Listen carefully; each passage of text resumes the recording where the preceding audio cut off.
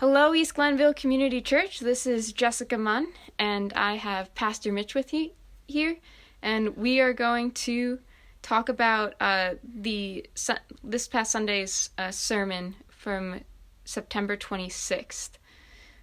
So, Pastor Mitch, I have a question. All right. So this Sunday you called it Vision Sunday, or this past Sunday you called it Vision Sunday. You kind of gave us the vision as to where you are planning on shepherding our church, really. Mm-hmm. And you talked about several different types of strategies. And so I wanted to just kind of walk through those a little bit, starting with your first strategy, the lampstand strategy. Mm-hmm. And so just to kind of start to refresh ourselves, can you clarify, you talked about the lampstand strategy and then you kind of split it into two different types of sub-strategies, the seeker sensitive or seeker attractive strategy, and then the seeker accessible strategy. Sure. Just to reiterate, the lampstand strategy is this idea that God himself is the one that really sets up the church. He calls the church together, and when Jesus gives the parable about, no one lights a lamp and then puts it under a bushel, it's talking about God lights a lamp and he puts it in a place where people will see it for his purposes. And so God's design is that congregations are visible and open, so that if God is leading someone to faith and salvation, he has a place to lead them towards. So that's the idea, that we're this lampstand that God sets up to be visible in the community. And so it's the public worship that's open for people to come. So that's the general idea. Now, within that, churches go different routes. Mm-hmm. And I had a few other people ask me about this, and it is a bit confusing because I talked about one type of church that doesn't fit us at East Glenville, and that is called a seeker-sensitive, or I prefer just called an attractional church, is that they make Sunday morning, their main focus is to attract people into the church, to attract new people. Mm-hmm. And they aim what they do at non-believers. So, and because of that, they in a sense don't go as strong on some of the church traditions and things, because they're worried that people will encounter that and just stay away. Mm-hmm.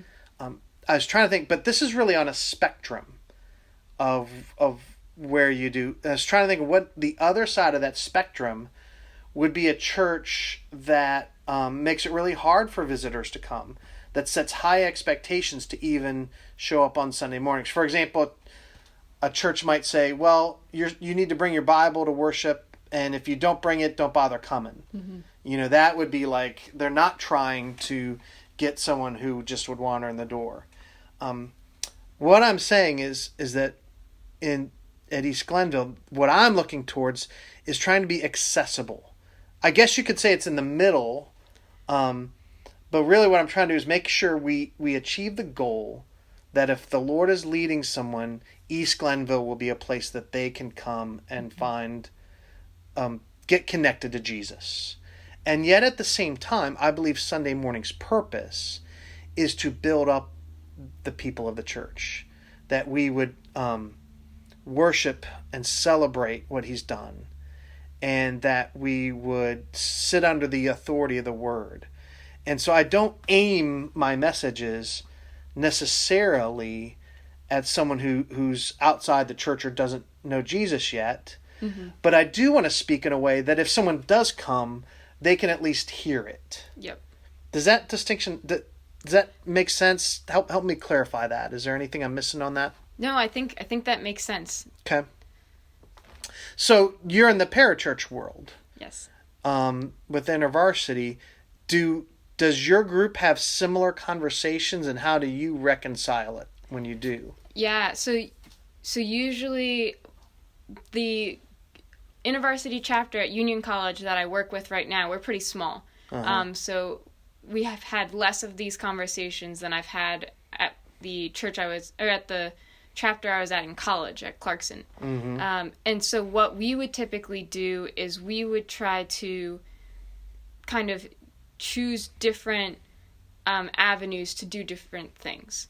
So like as you said, like Sunday morning for you here at East Glenville, the goal is to build up the body but also be accessible. That is your direction. So in my parachurch or in InterVarsity, we would kind of come up with a strategy and aim certain events to do different things.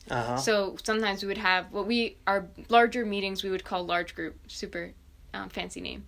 And so like sometimes large group was aimed more towards the people who were pretty solid already Christians, because we would do things like musical worship that some people might find odd. And we would have, usually it was somebody would do kind of a teaching, and then we would have break into groups and do discussion questions or some interactive thing. Okay. But then we would also have weekly small groups.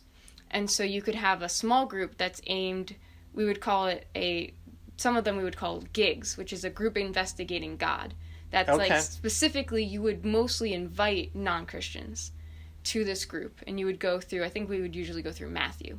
Okay. And so that's how we would break it up. There was a time when we did something called Friday Night Lives, where we would have, it would be pretty much open to the entire campus. We would really advertise it well and try to get as many people who just, might have an inkling or not even really be that interested but are going to support a friend. Yeah. Because that happens.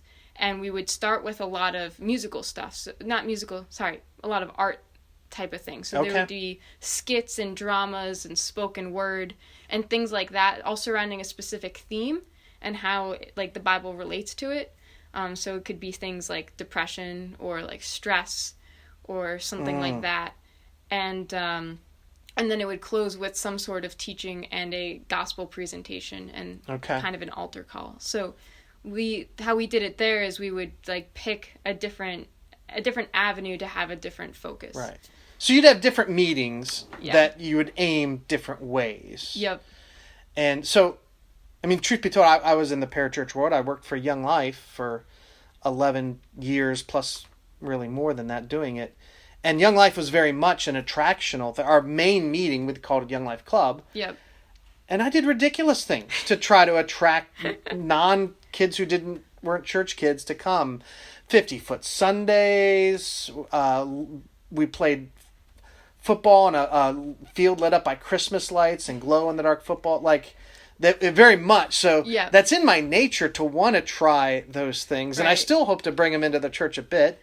But and then later Young Life would have their smaller group things that were more discipleship. Right. And the idea is to work with the kids who are in discipleship to engage that. But what I found for church is Sunday morning worship is different. Mm-hmm. So that's why I'm not doing that strategy. Sunday morning worship is to form the people of God. And that really, it's that second strategy that I talk about. It's dependent upon people being formed into the image of Christ. Mm-hmm. And so I use the title Earthen Vessels. How did that strike you? Well, so I guess it's because I support the Navy in my day job. And so I at first was like thinking of ships, because I was like vessels, like a vessel. Yes. And so I liked when you clarified with the jars of clay. I was like, okay, now I see where you're going with this. Yeah, I think the King James version was earthen vessels, and it's jars of clay is the easier to understand NIV version. Yep. But what do you remember? The question I want to ask you is like what do you remember about that? And let's see if I need to clarify that as well. Yeah. So you had like kind of your three main points as to what that strategy looks like. So the proclaim Jesus as Lord, approach with a servant attitude, and then the light of the knowledge of God shines from within us. Mm-hmm. And so I thought that those three gave kind of a good picture of the like, first and foremost, Jesus is our Lord, and that's something that will not change. And then when we approach the world as servants, I'm jumping a little bit, but your other strategy, talk less, smile more. Like when we approach the world like that, it allows the light of the knowledge of God to shine from within us, because we can actually build relationships. Okay. So all that made sense to me, and you kind of then further explained that with, you called it, I think, the red dots strategy, and you had the picture with, if the red dots are all in a huddle, kind of in the corner, they touch less of the gray, which is the non-Christians. Yeah. And so if we spread out into, if we go out into the world type of thing, then we can have more of an impact and touch more lives and interact with more people. So I have another question for you. Out of your relationships, do you feel like you know more non-believers or more believers, and just outside the church? Yeah, so I definitely know more believers. Okay. Part of that is, I think, because a lot of my spare time is spent doing things like volunteering with InterVarsity. Okay. And stuff like that. And so a lot of my networks are just formed through those things. But there's definitely some non-believers from college I still try to stay in touch with. There's a lot of my coworkers are not necessarily, which it's a little hard in the workplace itself to have those sorts of conversations. Right. Yeah. But it definitely... Even when you can't talk about it, I'm still convinced that if Christ is living in you, the light still shines. And now, ideally, those conversations start to clarify for people Jesus is Lord. Yeah. The part of it. And but I still think the red dot strategy is effective, even just by us living for Jesus wherever he puts us. Right. And a lot of times too, because it's not, for most people, from what I've learned and experienced, right, it's usually there's some sort of barrier that is keeping them from like expressing or admitting that Jesus is their Lord type of thing. And so a lot of times those barriers, some of them could be personal things, but a lot of times they're more social construct, or what is the word I'm looking for? When somebody assumes something about you. Stereotypes. Stereotypes, yeah. Yeah, and so even just living and making it obvious that, like, yes, I profess to be a Christian, and also, like, I'm not a crazy maniac. Because that's sometimes what people think. Like, you're, just by being friends with them and being a normal person, you're breaking down that stereotype. And that fits with another part. I don't know if I even got around to expressing it. I had so much I wanted to say on Sunday. Is that then it's individualized. You know, on Sunday morning, the message is a general one. But when it's all the red dots spread out, is you can know and see what people are, because it's a different thing for every person as to what they do. And that's why I don't get to have as many conversations with non-church people as I would like, because of, you know, I get that plenty with church people, you know, being in, but when I do, I always just try to listen carefully. Like, what are they saying? Sometimes they're being very careful around me. They don't want to offend a pastor, and I'm like, tell me what you really think. I want to know, and I don't want to tell them this conversation might get used in a sermon illustration, but that for me is informative. So I guess one thing even things like this, or with other people in the church, I would love to hear how your peers, your friends are thinking about faith and Jesus and the church. And when I hear that, then I can maybe incorporate that in some of the messages. But no, that's definitely good to keep in mind. And kind of branching off that, though, I have a question. So as you just said, like, a lot of good ministry happens one-on-one, relationally. But so you did mention later in your sermon too that, like, we're thinking of doing things like Starry Night, which is more of a big, larger outreach. Yes. And so how does that fit in to, I guess, these strategies? Like, why, if we're saying that a lot of it's done personally, one-on-one type of thing, then what are some of the benefits of doing the larger? So you tapped in to what I was struggling with when I was coming up with this message, because what I shared with you between the lampstand and the jars of clay, Yeah. that is my core idea. Mm-hmm. But as I was talking with people, I realized that misses things. Mm-hmm. And that there's things that we do and need to do that are important and people would bring up, and I'm like, and so it was almost the revelation I had just in the last few days before the sermon was what I talked about, the football coach idea, that you have to have an offensive strategy, a defensive strategy, special team strategies, and so even if we have that individual focus as our main strategy, we still have a corporate impact. Mm-hmm.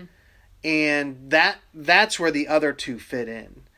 And so the third one, that talk less, smile more strategy, was the whole idea of how do people experience the church corporately, beyond just the individuals they encounter. How do they see it? And what my admonition for us is, that's where we hear the freely you have received, freely give. That we want to convey, we have been blessed by God, and we want to just share that blessings with people around us. Mm-hmm. And that's, I hope, the face that people see of a corporate sense of East Glenville. Let me ask you, so I have a question. What title would have been better than Talk Less, Smile More? That's an abstract reference to Hamilton, if anyone... That's where that came from. Okay. But even in Hamilton, it's actually a negative thing. It's about how Burr hides his attitudes and doesn't really show what he's really about. So, but that's the best I could come up with. So, do you have a better title for that strategy that I can use next time I talk about this? Think about it. I put you on the spot there. No, yeah, it's because like the one thing that just coming to mind is like how love people. Like how do we show the community that our church loves them, type of thing, and cares about them, and like actually wants to know what they think about faith, and wants to have good conversations that aren't like just trying to force our opinions on people, type of thing. I agree. I think somehow the love strategy might miscommunicate as well. It does, yeah. So the other title I thought about is Blessed to be a Blessing Strategy, which conveys the idea, but the word bless kind of sounds... So we'll keep working on it. Yep. Maybe one day I'll redo this. And Okay. So on that, how do... specifically young adults, whether it's college students or people closer to your age, and how do you think that they think about churches differently than people of the previous generation? Have you noticed a difference in how your generation views churches than you would say the older generations have? Yeah. So part of my answer is definitely swayed by a lot of conversations that I've heard from older folks trying to figure this out. I know they've had a lot of conversations about this on a podcast I listen to called The Holy Post. Okay. But I think a lot of it has to do with just like how there's a lot less communal things that happen nowadays.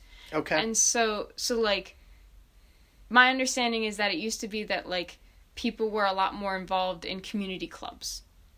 And so like it was normal to be a member of something. And so like it made obvious sense. Like, oh, if I am a member of this church, then there are certain things that obviously I will do, whether it's money, time, things like that. And I think that's a lot less of a thing in my generation. Like, I don't know of a lot of people who are involved in like tons of community clubs. Okay. They might be like, if they have a specific interest, they might be involved in, say, like, I don't know, they might be involved in like a firing range. That's not the word or the term I want, but a hunting club. Okay. That's what I'm thinking of. If they're into those sorts of things right. Or I have people who are members at like a gym, or like they are members at rock climbing at the Edge and stuff like that. Right. So, only if they see if it meets their specific needs and fits them and their personality and what they like to do. Right. And being a member at a rock climbing club, like, there's technically a community because, like, if you go the same time, you see certain types of people, but it's not like the same of, like, going to a community and then being like, okay, let's run an event or something like that. It's much more individualized. How is the community of the church different than other communities? Yeah, I think that because the church, if you really want to be discipled, you need to be involved. And it's this, it's this catch-22 of the, like, you don't want to be too involved in the church. Let me change that. You need to find where you should be involved.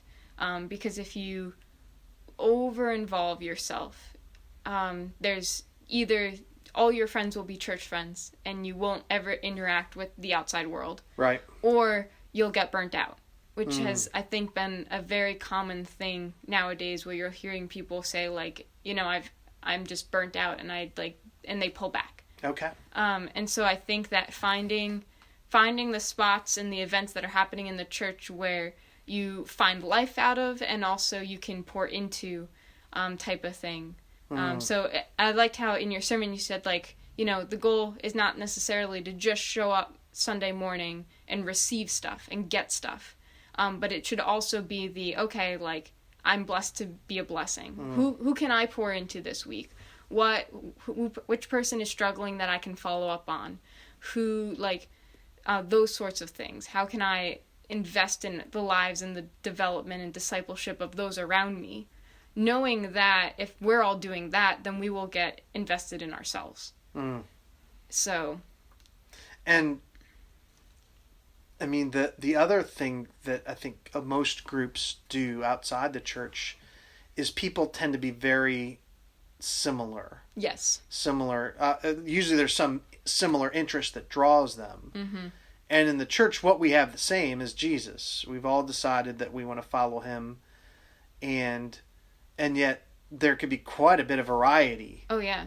And it's the challenge of the church is that different personality types and people with different viewpoints on things are all part of the same fellowship, united by the Holy Spirit. And if it wasn't for the Holy Spirit uniting us, I don't think any church could stay together. Probably not. Because we are, from infants to the elderly, a part of this same thing. Yeah, and I think that definitely adds a dynamic to it too, because it takes more of an effort to, like, it's not like, I think a lot of times other clubs too, right? You just go with your friend group.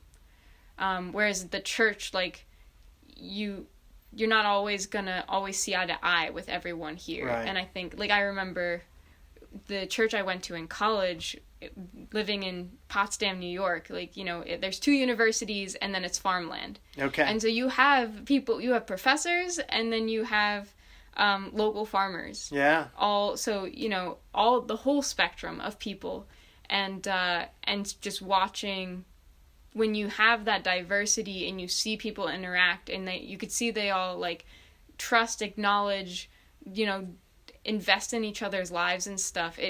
It's definitely something that I've never seen anywhere else. So on that, I want to ask you, I have a question. Yeah. I talked about how the joyous community of the church is one of the most attractive things about it. That even if people aren't necessarily looking for Jesus, they are craving, or they see that joyous community and want to be in. Does that ring true to you? And have you seen ways that has played out? Yeah, I think it definitely has. And I think sometimes I would even go a little bit beyond just saying joyous and saying, like, being real. Right? Like, I used to tell people that, like, one of the things that pulled me to InterVarsity is I found a group of people who were willing to accept me, flaws and all. Okay. And so I think a lot of times in, the outside world, everyone is still putting up a front. They talk about, there's lots of people who've done research about the effects of social media on people and how, like, we always want to put forward our truest self. Yeah. Or our best self type of thing. And I think that being able to watch a group of people, say the church, and watch someone going through a really hard time, and yet seeing that they still have, maybe not happiness, but that they still have joy. There's still an underlying truth to that, and that the people around them will gather and walk with them as they go through this hard season, and, you know, have empathy and carry each other's burden. And I think that's something that is really attractive, especially if people are finding themselves in that situation or finding themselves lonely, which is definitely a big deal, and was exaggerated by the pandemic. Yeah. Exacerbated. Yes, that's the word. That's the word you want. I'm an engineer, not good. Me, good words. Yes. Yeah. So yeah. So I think we hit. Oh, okay. So the last one, which we've kind of been talking about, the last strategy you talked about is it's all about relationship. And I mean, I have a quote from your sermon. People might not be looking for Jesus, but they might be craving a friend. And I think that kind of hit, for me, that was kind of the, like, you know, somebody who's willing to actually be a true friend.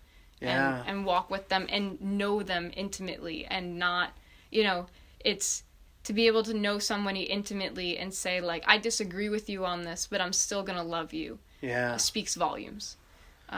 People like to be invited in, to be welcomed, to things, to have things to do with other people. I mean, you know, there's, I think sometimes people want depth of relationships, and that we can definitely have that in the church. I think sometimes people just need some more breadth. Yeah. And so in the church, it's, I'm interested to see how the Wednesday night dinners go, but that's like getting to sit and have dinner with different people. I mean, isn't your greatest fear? I know my own kids struggle with it. Like, you walking into the lunchroom, you desperately hope someone will invite you to sit at the table. Yeah. And, you know, to have that kind of welcomed in, there's a spot for you. And that's my hope, as I think I said, I can't be a top-down thing. That has to just happen. East Glenville people got to say, we know we need to do this, so how do we invite people into this kind of fellowship activities? And so some of the activities we might set up are meant to help with that. Yeah. But it really is reliant on all of us just seeing it at the right time, seeing that person as they come in and say, hey, there's a spot for you over here. Yeah. Yeah, and I think that's, like, one of the things we would always talk about in InterVarsity is just, like, invite people to what you're already doing. Yeah. And so, like, if I'm thinking of going on a hike, I can invite both my Christian friends and my non-Christian friends, and just, you know, who's open for going on a hike type of thing, and seeing, you know, who shows up. And it's a natural, like, we're there to do an activity. Yeah. And the conversations will just flow out of that. And you know, if they go deep, if the conversations go deep, that's great. If they don't, then you at least have a new friendly face that's in the community around. And they're not, and it's better when it's not forced anyways. Yep.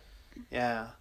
I mean, hiking is actually one of the things I'd like to see us do. Again, not like maybe have a hike where go climb one of the ones up near Lake George, and we go and maybe invite others. And I think sometimes people need help setting up those kind of things. The other thing I think is valuable is when a non-believer is interacting with, you know, it's almost like when you get that one gray dot surrounded by red dots, is that, like, it's, you know, they may not relate to, maybe their friend is a Christian and they're like, yeah, he's a Christian. But when you get to know that second person, the third person, that's when I think it starts to get them thinking in a different way. Yeah, I remember, I just love the story. So my friend Kim was involved in an InterVarsity chapter at Boston University. And there was one time where they had a testimony of one person, so one student came to faith because of, I think, 12 other students. Okay. And they actually had all the students stand up and follow, like, okay, so person number 1 invited them to a group. Person number 2 had a similar interest and invited them there. Person number 3, you know, answered this question. And you just saw the progression. Right. And then finally, like, and so it's one of those things where we're not always supposed to bring someone from start to finish. And that's why inviting them into a community is a lot easier, because then more people, as you said, we can surround them and let, each person naturally do the gifts that God's given them that they do best. And they'll see someone in that group that they like, I can do that. Mm-hmm. I can, yeah. Okay, so you kind of finished off with application review, and so you had 3 things. So sign on to the mission, support the ministry of East Glenville Community Church, and then just see. Mm-hmm. So I'm gonna just go in order. So sign on to the mission. So we've kind of been talking about some things, but like, what does that look like? Like, what do I do? Like, okay, I want to sign on. Like, how, next steps, how do I get, like, I'm not good at this, I'm new to this, what can those are all, yes. So to sign on means, first of all, deciding in your heart, mm-hmm. like, I want to be a part of the mission of Christ. I remember the day that I did that. I went to Young Life Camp and met Christ one year. The next year I went back for a discipleship week, and it was in the state of New York, by the way.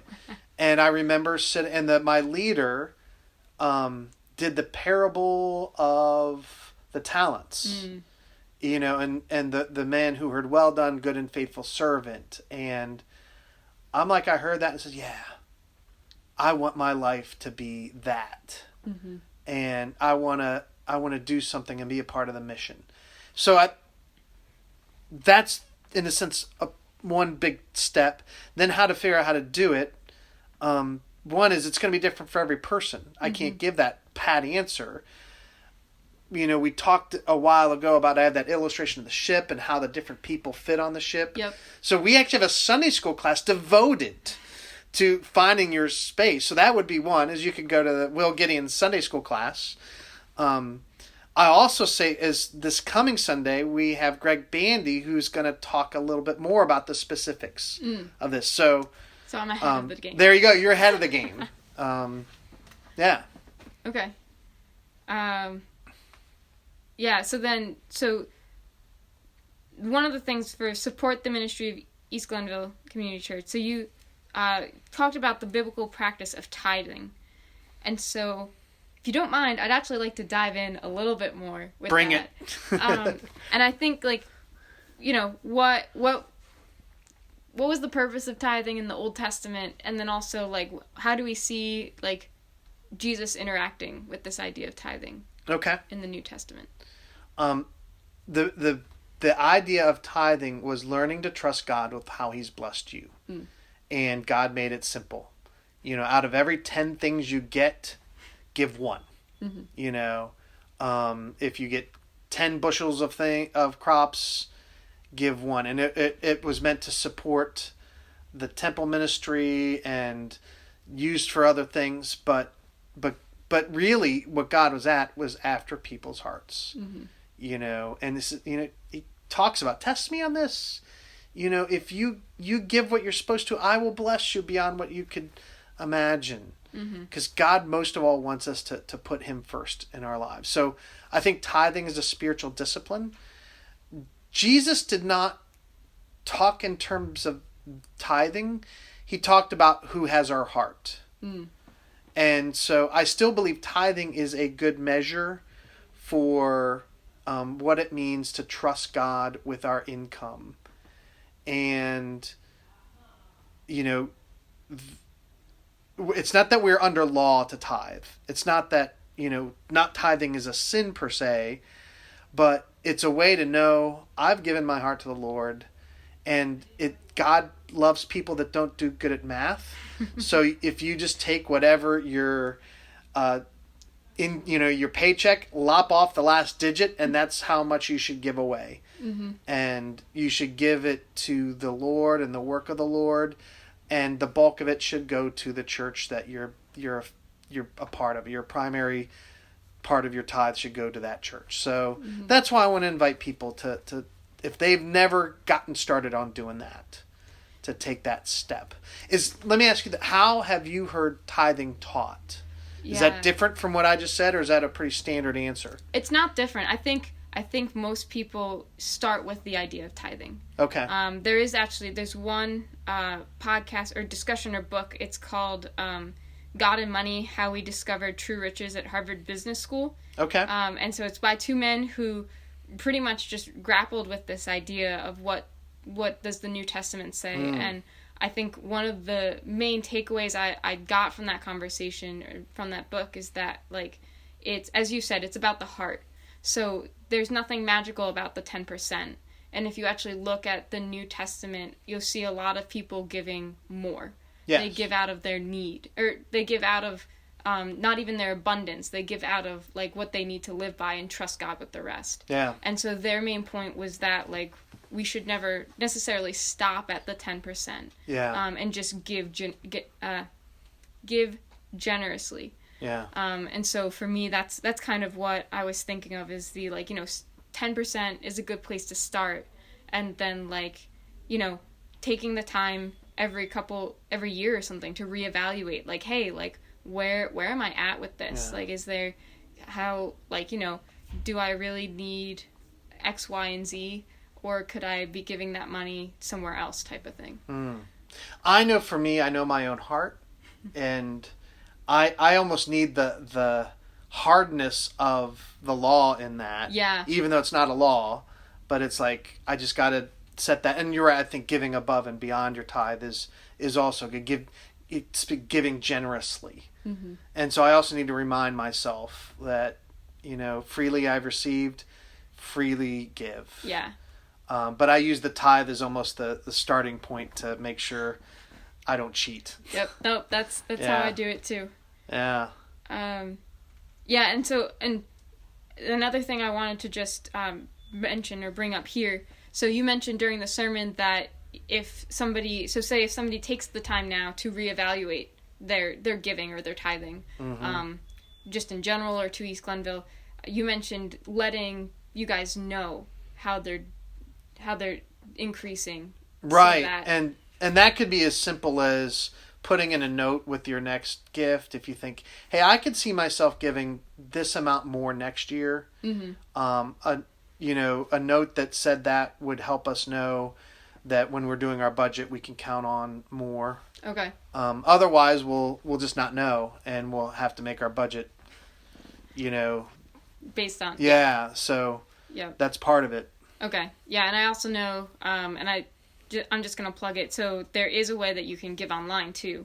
Yes. Which I know for me is how I, make sure that I do the minimum amount. Okay. Is that I just have the minimum auto draw, and then as there are requests or as other things pop up, or as I, get to sit and evaluate it, I give more.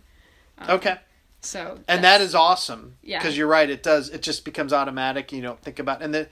And we at the church, in a sense, appreciate that.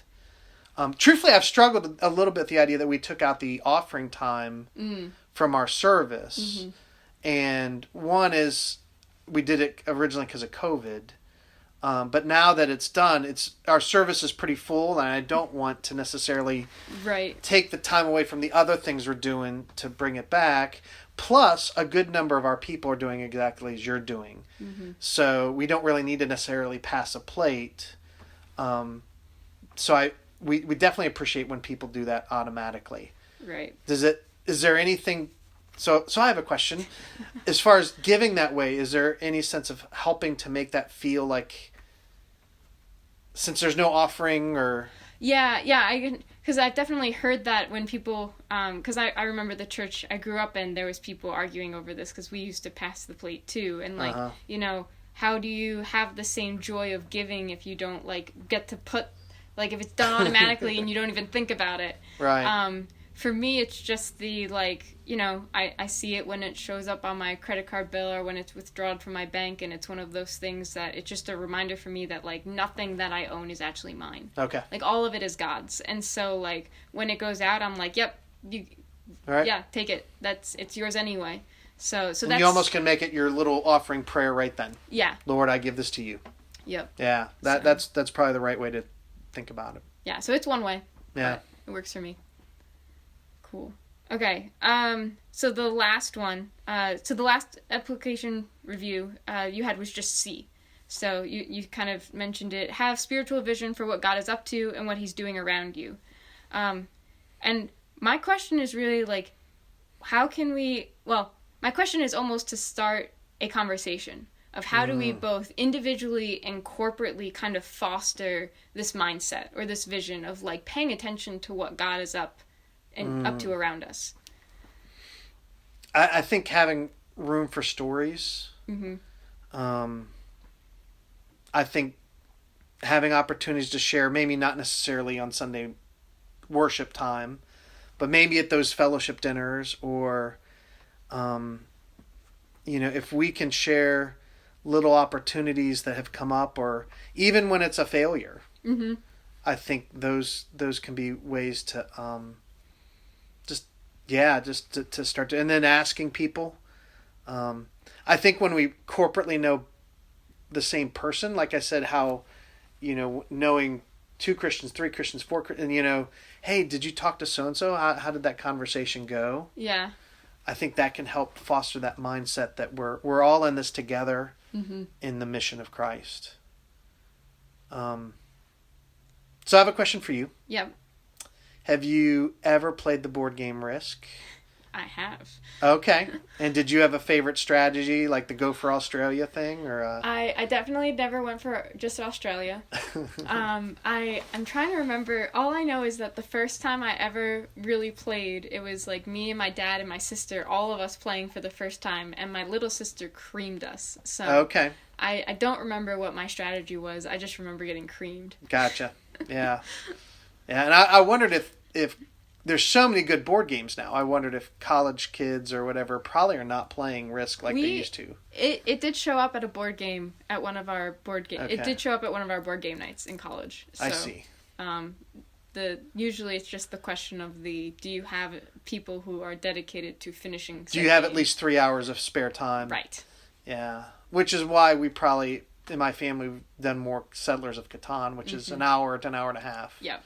Versus 3 hours. Yeah. But speaking of Risk. Okay. And I'm gonna throw Jim Fisher under the bus. So he brought up to me this great idea, this good point of like you started this whole conversation with the parable in Luke 15 of the Good Shepherd, and how the Good Shepherd leaves the 99 to go after the one. And Jim noticed that like that's actually a really big risk.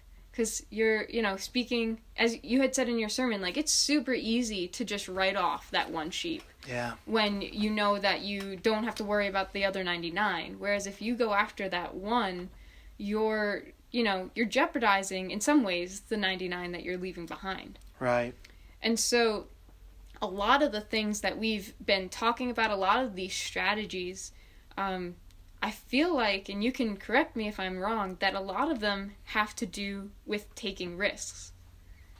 I don't think there's any good outreach evangelism without some risk. Even if the risk is feeling foolish, even if the risk is trying to start a conversation and getting shut down, yeah, it does. It's intimidating sometimes just to try to engage a new person, or to say, "Hey, I got a seat for you," and they, "Nope, no thanks," or whatever. So, yeah, I'm asking people to take a risk. I'm convinced churches that always play it safe and just take care of the 99 are not ultimately going to be the lampstands that grow, like that are blessed of God. And I think there's no blessing without some risk involved. Yeah, no, I think... But we know the one whom we're putting our risk in. Right. And it's our trust in Jesus that says, you know what? Even if I get rejected... There's a verse from Psalm 27, I think. Though my father and mother forsake me, the Lord will receive me. We're always afraid of rejection. I am. And yet, it's like, even if the most important people in the world, my parents would reject me, I know the Lord's receive me, so I'm okay. Yeah. I can trust in that. Yeah, and I think, like, having that in the back of my mind helps. Because, like, something like tithing is technically, most of the rest of the world would say that it's risky. Yeah, because, or foolish. Or foolish, yeah. That you're putting your money into the church instead of, and giving, the first fruits of it in a lot of sense. Instead of putting it into savings, or instead of, being able to go on a bigger vacation or things like that. Right. And, just being able to say, like, no, like, yeah, that is a risk, and it's a risk I'm willing to take because I know that Jesus will take care of me. Yeah. Or, like, saying hello to this person, or, like, bringing up a spiritual topic in a conversation with a non-Christian where, like, am I gonna strain the relationship by bringing this up, right? All those things are risks. Yeah. And so we can support each other in knowing that we're all taking those sorts of risks, and, sharing stories about it, and having those sorts of conversations, and knowing that I liked a lot of times to take use the term like, oh, I'm gonna do an experiment with Jesus. And, like, because then if it fails, I did it with Jesus, and that's all that matters. And if it works, then hey, maybe we tried something new, and we saw what Jesus did with it, and just go with it like that. So that sounds exactly right. Yeah. Do you think we've covered the plate? I don't know how long our conversation's going. I have no idea, but yes, yeah. I think that's all I had. Yeah. Well, excellent. And this next Sunday, I'm looking forward to hearing what Greg Bandy has to say and add to this conversation. Yeah, it'll be great. Yeah. All right. Well, thank you, Pastor Mitch, as always, for this time. And thanks for taking the lead on this. Yeah, and we'll see everybody next week. All right.